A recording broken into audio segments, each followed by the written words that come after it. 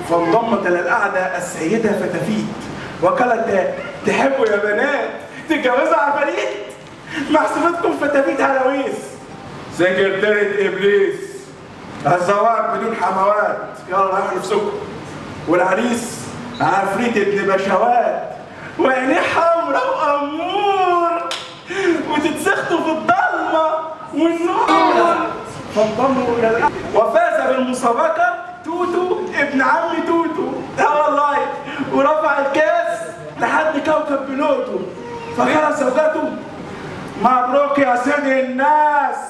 فنزل من بلوتو وضربها بالكاس. استعبدها مزمزيل ملك عالمة الأبراج والفلك بعد أن وضعت مكياج عند وسط نقاش. والله وضربت رولة وقالت: يلا لتخرج على الهواء ومعها الدكتور أبو وفاء عفشاجي سابق.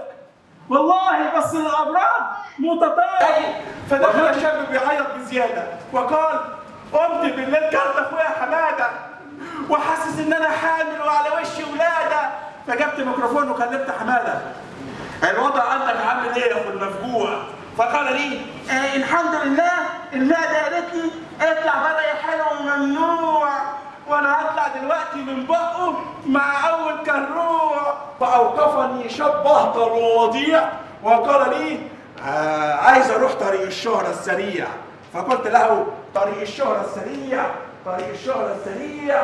بص يا سيدي، زمن المواصلات زقنت، احسن لك تركب ترند اكنك راكب حمار ورايح الهند وتبقى المشهور ابو رياله اللي ملوش اي رسمه وعاله. فركش.